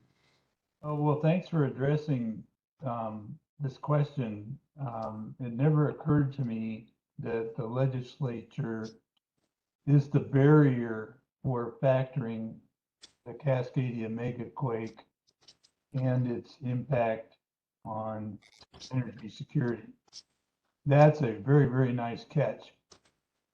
I think we would maybe reframe up and say they aren't a barrier. They just wanted to make sure that we didn't, that the scope of the energy strategy project didn't become so large that it became unmanageable. And I think that the focus of the energy security plan was to address certain things like that. But there is this space where both things kind of come together. And part of the energy strategy is that we're going to be developing policy recommendations with input from you and all sorts of other people. And maybe there's a policy recommendation in there you want to send to us, Tracy, about doing an additional study that looked into what the cost would be of our building our energy systems back after a Cascadia subduction zone earthquake. Well, this is a particularly germane comment on your part. I've been following the scope of responsibility for the State Resilience Office and the State Resilience Officer. Yep. And she's had the scope of her responsibility doubled or tripled by the current legislation that I put in the chat. And she has no budget for staff and no funding for projects. So Yep. yes, there's a pretty big gap, and I know you don't want to regard this as a barrier, so I won't use that term, but I will say that nothing is happening while we run out of time. Check. Thank you, Tracy. We always appreciate your input. And- I'm gonna have to be the bad guy. Oh, Oh, I keep doing this. Yes, we need to move on to the next slides. I'm just gonna note that Marianne pasted in a CDC report on social isolation being a big public health challenge. So just really appreciate that and Yeah. also as well, because that's really important. And from speaking from personal experience, I'm trying to figure out how to get my dad, who lives in a rural place, a ride places so that he's less isolated. So I, even on a personal level, I appreciate that point. And I might suggest, Jessica, that we show the next two slides, which get a kind of broader energy system, less maybe personal to people, because I want to leave time to talk about the energy wallet. absolutely. I was gonna suggest the same thing. Plus, we've talked about some of these things already. They just naturally evolved into it, not in this slide, but in the second slide. So we've already kind of dived into that a little bit, but go ahead. We've kind of been getting it, which is great. This is a great conversation. So the kind of, here's another area of key takeaways, talking about what we need on the clean electricity side. So we found that, first of all, there's significant load growth happening in the near term, particularly from tech loads, but that's not the only source of that load growth. We find it over the next 5 years accounting for about 35 to 40% of the load growth happening in the state. So there are other factors there too, but we know that demand is growing on the power system.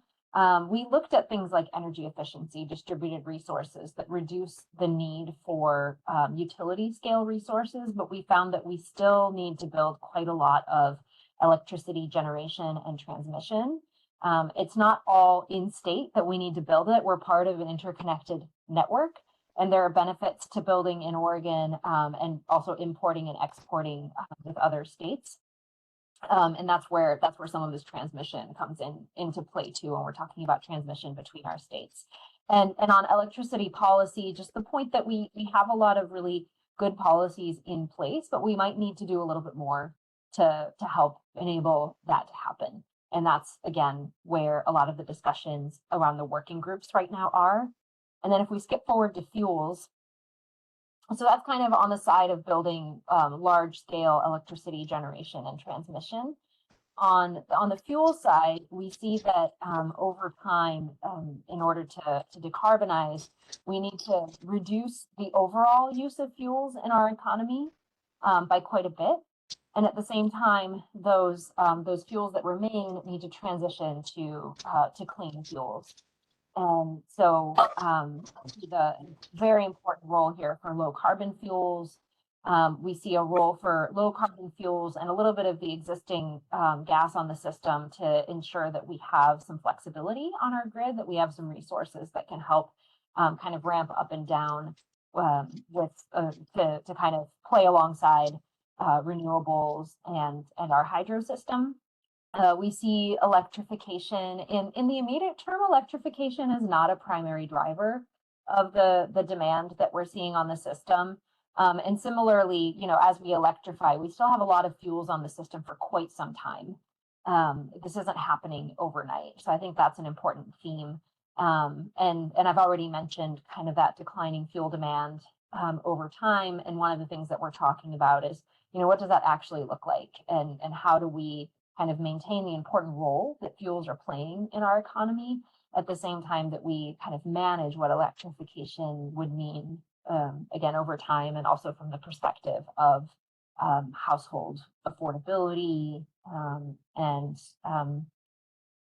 So I'll stop there. I'm trying not to get too into the weeds. And then I think let's just jump to EJ and equity as well, because I think we might as well just bundle together the findings here. So we have an environmental justice and equity working group that meets at the same frequency as the other working groups. Jessica showed that slide earlier, kind of showing the names of those working groups. And so this slide is a little bit different. It doesn't show you key takeaways from the modeling. It shows you some key takeaways from the conversations that we've been having. And those conversations have been pretty robust. So this is really high level. But I would say that the need for incentive programs to be able to reach everybody who can stand to benefit from them is one challenge. We see those incentive programs running out. We just heard today that there's a demand for a grid resilience grant, and it's not being met at the moment, right? The high upfront costs can make these technologies unaffordable for many low-income communities. And so it's really important to kind of frame up policies in the right way so that those technologies are accessible, and so that ratepayer incentives are not regressive. There's also a really important need for community education, and we've touched on this already today, haven't we? And community education and resources regarding certain technologies, understanding kind of incentives and benefits and how to get to those. I might ask you to drop in the link to our HIPPO webpage. We have a webpage that we've created that tries to help you navigate what types of incentives you qualify for. I've tried it out for myself. I live in Eugene, and it asked me to put in the kind of how many people, what kind of house I live in. Is it detached? Is it single family? Kind of household size and income, I believe. So it kind of took like the main criteria that the different programs look at to determine eligibility. And then it gave me kind of a list of what I might qualify for essentially by technology, by the things that the programs cover. So it was pretty cool. I got like a menu of options of, I'm about to buy a house. So it was like a menu of options that I might want to consider. I was also asked what technology, I believe it asked me what technology I heat my home with, things like that. So we're working on it, but we're not there yet, I would say, on community education. And then lack of culturally specific workforce training limits workforce opportunities. So we want to make sure that as opportunities to grow the workforce in certain areas emerges, that we're making that opportunity widely available. So Jessica, I'm going to hand it back to you for questions to see if there are any questions on any of those points. And otherwise, I would launch into the energy wallet, because I think this is a super interesting space for us to have a little bit of a conversation.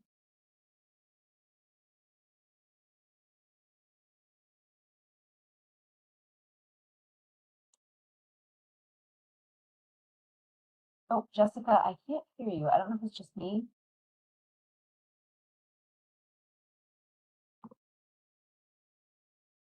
Tracy, can you hear Jessica? Sorry, I can see you, so I can see if you nod. I'm sorry, what was the question? Oh, I hear you, but I don't hear Jessica. Jessica, I think the question was whether you could hear Jessica, because I see Jessica speaking, but for some reason it's like her settings got scrambled. Still can't hear me? Now I can hear you. Okay, good. I don't know what was happening. I realized that my offering to share the WebEx as during this meeting was probably a terrible idea, because I'm not very good at it. This is the problem when a boss gets in charge of doing the actual hard work. They're not very good at it. So the question is, what are anything that Edith mentioned that you just want to offer some thoughts or your experiences on? Anything that you saw as a challenge or barrier that we haven't addressed? Just opening up the floor for those discussions. Jessica, I had one. Could you go back just a couple slides there? There was one term that I was going to ask Edith about that I'm not, the grid dispatchable capacity there. Could you remind me what that is? Yes. So that is essentially our model to the goals that we have for our state. And we don't have a net zero carbon goal. So we allow for a little bit of emissions across our state. Among our electric utilities, we have utilities that are covered by House Bill 2021. And so by 2040, they need to reduce their greenhouse gas emissions down to zero. But our consumer-owned utilities still have space under existing kind of policies to even the economy-wide policy that we have of an 80% reduction in greenhouse gas emissions by 2050 still allows for some space. So two things happened in the modeling results, and we were learning as we were seeing these results, by the way. One was that existing gas generation stays in place, but it operates at lower and lower capacity factors. And so it plays an important role in balancing the energy system. So essentially when there's fluctuations, like from day to night, when the sun goes down, but there's a lot of demand on the system, and hydro isn't enough and wind isn't enough, then they kind of ramp up and they help provide energy just for kind of a critical few hours. So they're running, but they're running a lot less. And then we also saw a kind of a demand for some kind of resource that would be available for really critical periods on the energy system. So times where there's an extreme cold snap or an extreme heat wave. And again, we don't have the resources on the system. This isn't like the day-to-day challenge. This is like the once or twice a year challenge. And for that, what the model ended up building were small, under 25 megawatt, clean gas burning plants. So the clean was to comply with our greenhouse gas emission reduction goals. The under 25 megawatts was because of siting restrictions on gas plants that burn more than that. But that played a really critical role on our system. And this is something that a lot of other places are struggling with. Like, how do we meet that that increment that we need of backup power that is a lot harder to get with batteries because it's more expensive. The capital cost of a battery is super expensive. So to pay off kind of the mortgage on the battery, you have to run it a lot. Whereas these gas plants, relative to a battery, the capital cost is not that high. I mean, to you and me, it would be high, but it's not that high. But the fuel is super expensive. And so that's the explanation of why that was the result. If that makes sense. Yeah, thanks for that. I appreciate that. I was trying to remember some of that from my notes here. So I guess the comment I'd had, as we look at the bigger picture when we talk about energy creation, and I'd asked this question much earlier in the process, probably through one of the work groups there, that we're embedded in this regional system of power generation and transmission, and so it gets, from my perspective, really hard to model things specific to Oregon without accounting for that somehow. And I think in the conversations that I've heard Jeremy kind of speak to that, at least, and there's a recognition of it. I'm just not sure. There's only so much that you can control within Oregon. And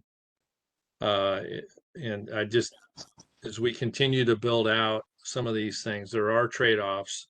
There are certainly land use trade-offs, and a number of trade-offs if we're going to cover hundreds of square miles and solar panels, as an example, whether we're importing or rather keeping that power here domestically in Oregon or exporting out. There's still some factors, and I'm hoping in the end, that's a difficult thing to model, but I hope there's recognition of that in the final report that we come through with in the strategy.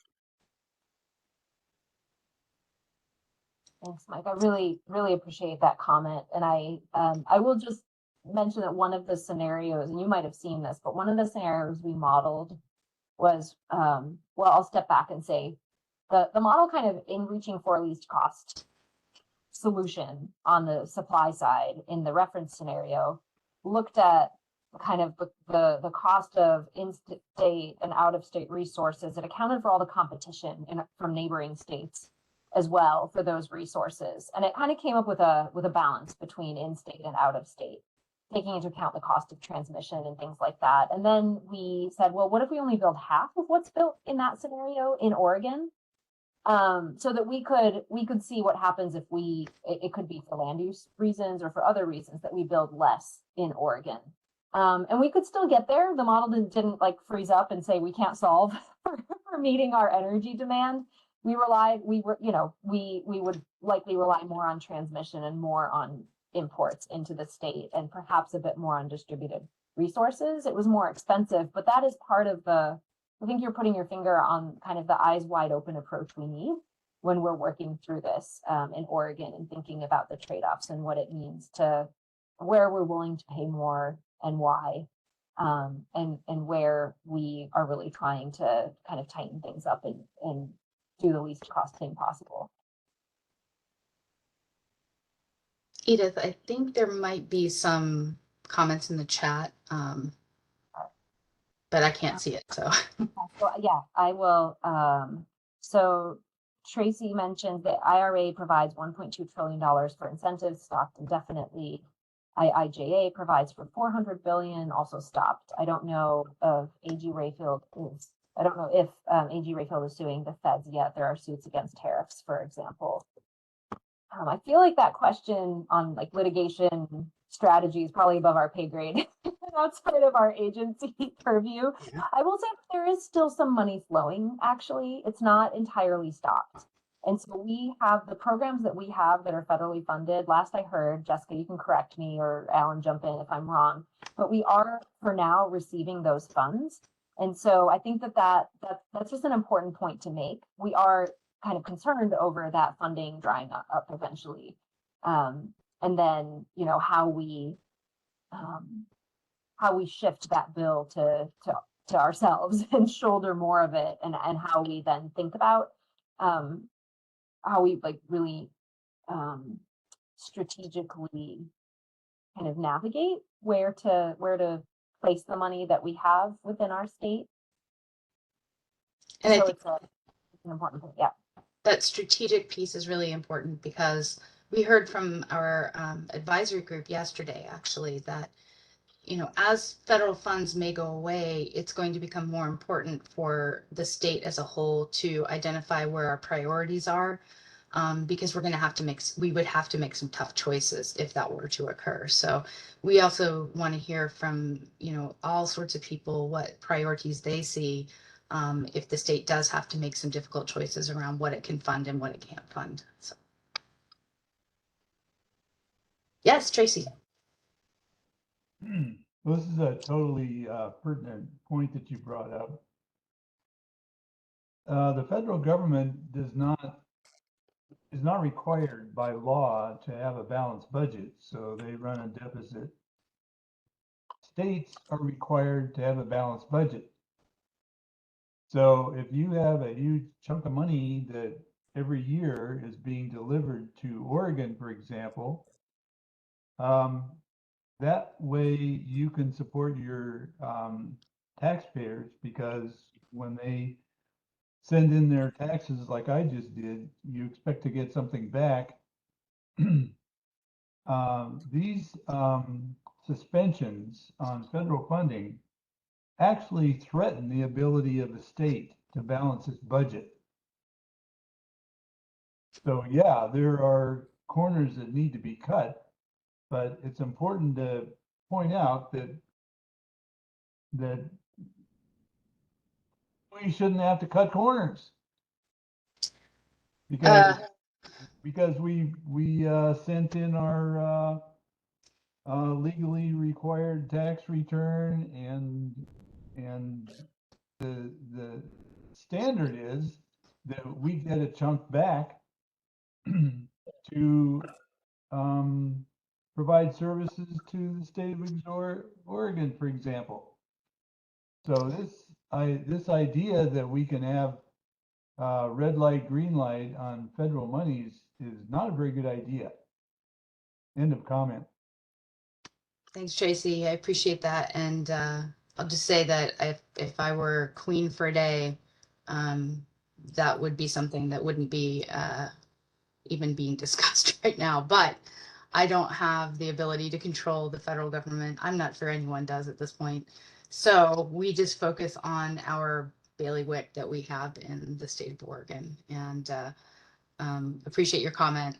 But I'm going to move us forward, because I think that you all will be very interested in our energy wallet, which really gets at what consumer costs are going to look like. And I find that to be a helpful piece to this, because we kind of started out with Mike being the first brave one to jump into the fray and say, this is great, but the upfront costs are a barrier. And we knew that there were going to be people who wanted to know, what does this mean for me and the costs that I pay for energy? So Edith, if you want to share sort of the last things that you have in the comment section from the previous discussion, and then I think let's move into this, and then we can hit as many of those on the backside as we have time for.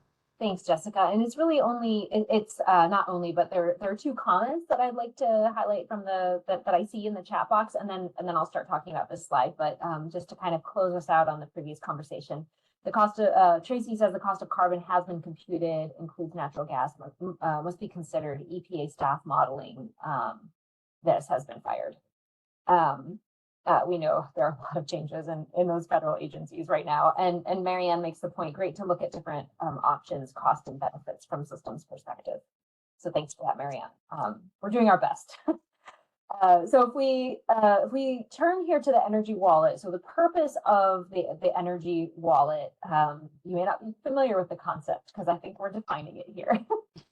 The idea of an energy wallet is really look at the energy bill, the monthly energy bill that you have in your household. And that includes, and the starting point really is an energy bill in 2024 for 5 sample households, which I'll get into in a second. And that bill is really focused on the on kind of what you get on your electricity bill or your natural gas bill, or you know, how much those receipts at the pump add up to. And so here on the left, you can see the starting point kind of is based on what vehicles a household owns and how much do they drive. How much electricity and natural gas do they use in their home? How much do they pay for their energy services as a starting point? What type of building do they live in and where do they live? So the type of building might speak to the vintage of a home, but also is it a single family detached home? Is it a duplex? Is it a manufactured home or a multifamily, an apartment in a multifamily building? But also, where are you? You know, we have you'll see in a moment, a cold climate home, for example, to reflect kind of different temperatures and how that might make a difference. So then we looked at we kind of combined this framing up of the households with the results from the modeling to understand how technology change might affect that household's budget over time.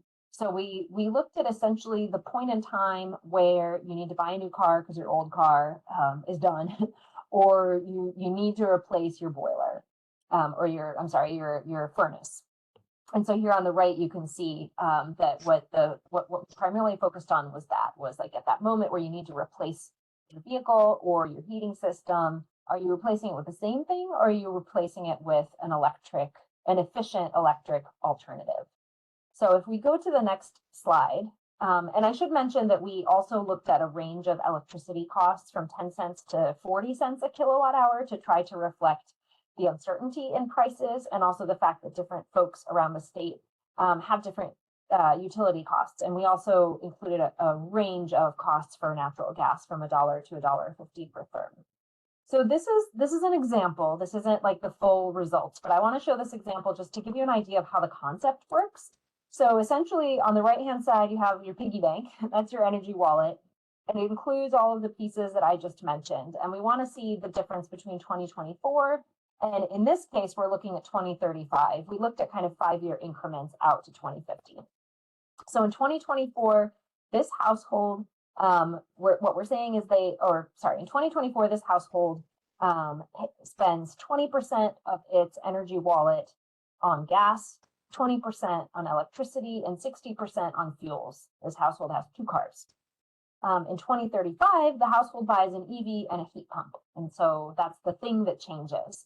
And what happens to their energy wallet when that happens? So first, if we look at the same colors that we had for 2024, the gas bill goes down to 5%. So there might be a natural gas cooking stove, for example. So there's still some natural gas use, but the natural gas use for heating has shifted. Electricity cost has expanded, right, from 20 to 50% of the bill. And that's because of that shift in cost from natural gas to electricity for heating. The gray on the far right, the gasoline tab has gone down, kind of been cut in half. So one of the cars is still driving on gasoline and the other one is driving on electrons. And then if you look at the new stuff that's in here, so you see the light blue on the far left, the vehicle electricity, the kind of cost of charging we broke out separate from the cost for heating and all your other plug loads. And that now accounts for 15% of the energy wallet. So we didn't go from 30% to 0 for that car that went off of gasoline. We went from 30% to 15% of your bill covering the cost of charging that vehicle. And then that pink, what we call the household capital cost, and the purple kind of on the left on the negative side, the vehicle capital cost. What we tried to do here was, we're just looking at kind of that monthly bill, but we have to account for the difference in technology cost too. Like we talked about how heat pump, the upfront cost of a heat pump might be higher. And so how do we account for that in the energy wallet? So we just included here the difference between what it would have cost to buy, in this case, a gas furnace, which is, this was a gas heated home. And we can see that that heat pump was more expensive. And so it raises that monthly bill. We assumed a payback of 7 years, kind of a 7-year loan on that system.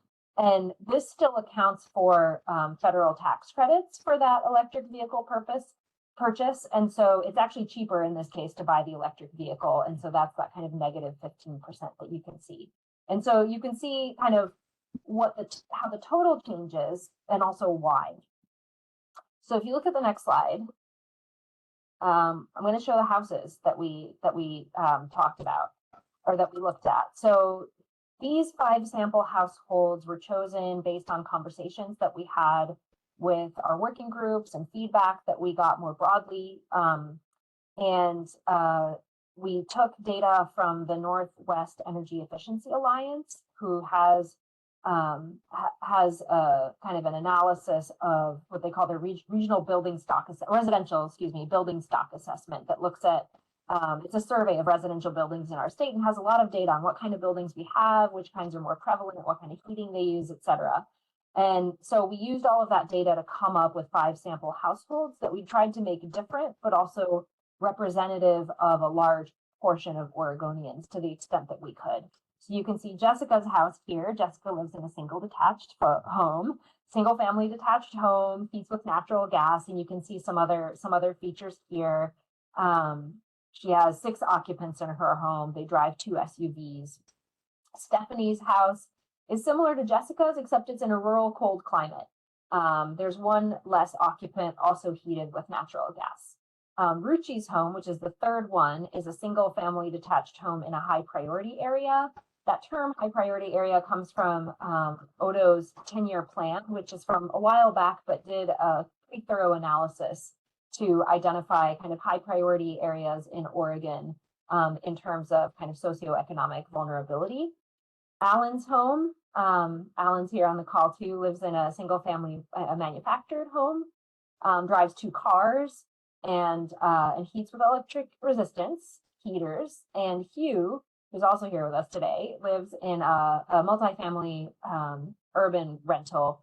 And below county AMI is average. AMI stands for average median income, and so this is a lower income household.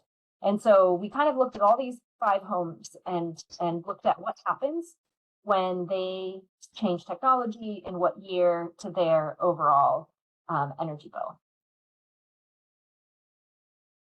And if we, Jessica, because of time, I say we skip down to the conclusions because I think that they're really interesting and that kind of tees up a good discussion. So this is based on a lot of different, we kind of played around with all of those different electricity versus gas costs and in what year a technology is adopted.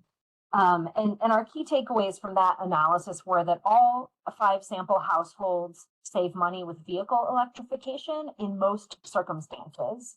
The biggest outlier was Hugh's home, that multifamily low-income rental, because that household relies on public charging primarily, and public charging is more expensive. And so that made the vehicle less economical. All 5 sample households save energy from electrification of home heating. So that is that those highly efficient heat pumps are more energy efficient. However, not all sample households save money from heat pump installation, absent policy support. And so that speaks to the kind of that difference in the upfront capital cost and also the relative cost of electricity to gas. Multiple factors impact how great the savings could be. from electrification of home heating and transportation. So these are just the kinds of things we saw make a big difference: energy prices, cost and access to technology based on household income, technological development, and there's a lot on kind of the supply chain challenges and tariffs that we're seeing right now that just are unknowns for us. Policies are important to enable access to cost savings. We also realized, for example, the way that we modeled, we had to make some assumptions, and we had to simplify in some cases. So we didn't have good data on the used EV market, for example. And so we used data on what it would mean if you bought a new EV. Not everyone can afford a new electric vehicle. And so policies are really important to help overcome those kinds of barriers. And we saw that things like education, incentive programs, infrastructure development, talking about charger access, access to usable technology, and workforce development are all really important. And again, the upfront costs really need to be addressed, particularly for kind of less able to pay populations around our state. That's a lot, but I wanted to make sure to get it out there before we have our conversation here. It was good to get all that out. We've got 10 more minutes, so I'm not even going to move to my question slide. I'll just ask them, which is, is anything on these key takeaways that you're looking at in front of you right now surprising to you?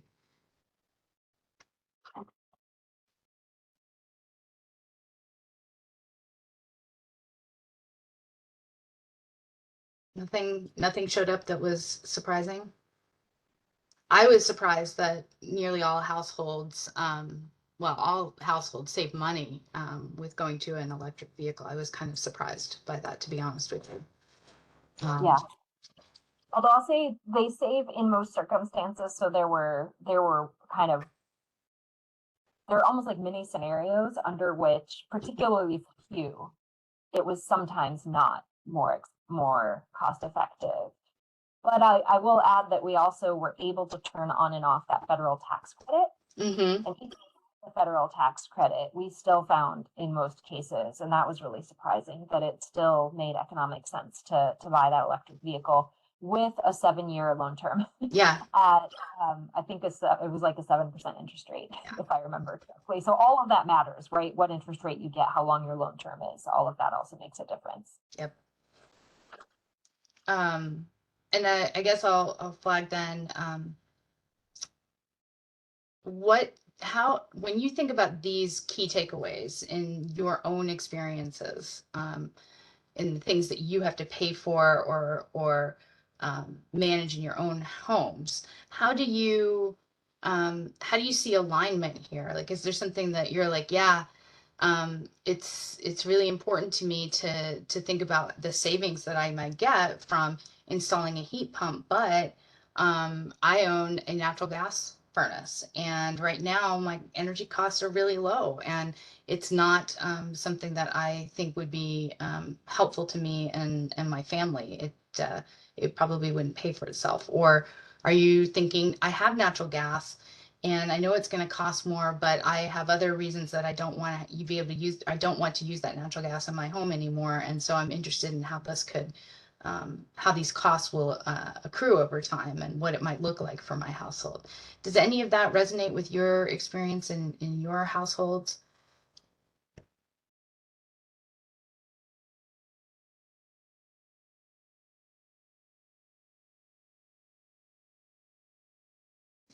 I'm going to pick on Mike since he was brave the first time around. I'll just ask Mike, did you, you said you're putting in your second heat pump.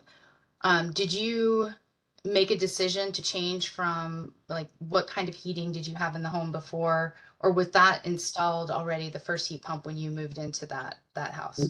No, we converted as we updated the home. We had, this is way too much information, but Jessica, but we had, I'm in an older home here, and we had that like radiant heat in the ceiling, which Oh, yeah. was, I guess if you were standing on the roof would have been nice and warm, but it wasn't very efficient. So when we did some major upgrades and an addition, that's when we converted. So Was it cost that drove that conversion, or comfort, or were there several things that contributed to it? all of it, just and efficiency and comfort and all that, really. And I think it's been cheaper in the long run to do that, but they are expensive to put in there. So, Yeah. I think just to touch on, if you just paid off a car after 4 or 5 years, I don't know how many people would just turn around and get rid of that to go out and buy an EV. And so there's just those, some folks would prioritize that. Some folks have the resources to do that. Not everybody does. And so we're struggling in a lot of arenas to get folks basic needs. And so I think we just need to be realistic about how quickly folks will transition, and know that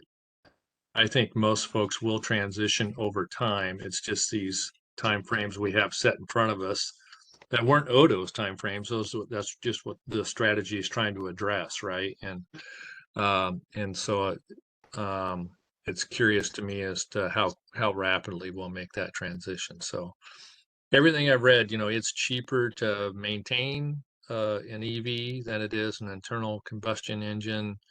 There are a lot of upfront costs with those, and batteries are lasting 100,000, 150,000 miles if you take care of them, and those types of factors. But that's a really expensive thing to replace when you get to that point too. And if you're like my household, as the example, all of our cars have hundreds of thousands of miles on it before we go to the next one. So that's just how we manage things here. Yep. And I don't think you're unusual, because Oregon has a longer, the average time that people keep their vehicles is longer in Oregon than the national average. And I think it's by 3 years, maybe 4. So it's pretty considerable, actually. I did. Oh, I'm sorry, Edith, go ahead, please. No, I was going to say anecdotally, I think it's partly because we don't salt the roads here, because I grew up in the Midwest and the bottom just rusts out. Yeah. It would fall apart under you, so you'd have to replace it. But Right.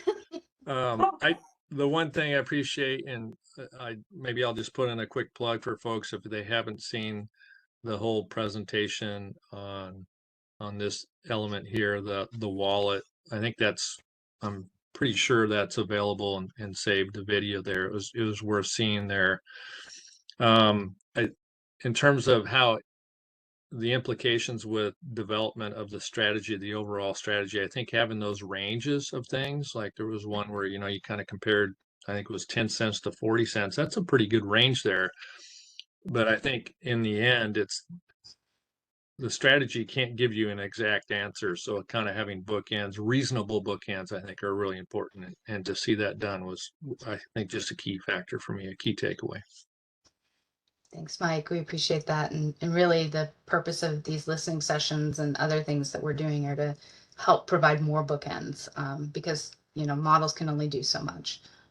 Understanding people's specific needs and barriers are really important as well. Mary, please join in. Hi. Just a reminiscing. When I was in Texas, I had a natural gas stove. My husband also did. We were in separate apartments, not married at the time. And we had friends over because, my parents have electric, and so they didn't eat anything hot during the winter storm. And so personally for me, when I moved to the Pacific Northwest and we moved into this apartment, I had anxiety over having electric because I realized I lost that resiliency factor, and I was, still thinking about that. So for me, the resiliency of having natural gas in my home until I won't lose that. That's my point. It's a good point, and one we're hearing from a number of people. So appreciate it. And yes, hot food, especially when it's cold, is just you can't replace that. It's so important. Any final comments in the chat, Edith? I will just say that Hugh has pasted some links in here, and including to the Energy Wallet presentation. And thank you, Tracy, for your comment. Tracy says liking the openness of this listening session. So thank you for that kind comment, and really appreciate everyone getting really involved. It's really helpful for us to hear to hear from you all. I just want to emphasize that. Jessica, if you go down, we have a slide that kind of shows where you fall in this process in case you're curious. Because, you know, as a state agency, we have to put everything out there. So if you look left at inputs, there's this whole list of analyses and expertise. We have you in there, and we just wanted you to see yourselves in that process that's informing us and helping also calibrate just how we think through how to make, you know, ultimately we talk about policy recommendations and it sounds really theoretical, but ultimately when you look at things like our electric heat pump program, there was an OPB article just today, I believe, about some of the experiences with that, and they're you know, we're really looking for those real life positive impacts and how to maximize those and how to structure our policies and programs and help inform our state's policies and programs to do that. So thanks for helping us hear what's real out there. Yeah, we do really appreciate your time, and please continue to provide comments to us and tune in for any other webinars or informational sessions that we have. We really appreciate getting perspectives from Oregonians themselves. It's very informative to our work. Thanks. Thanks for the time, everybody. Appreciate you.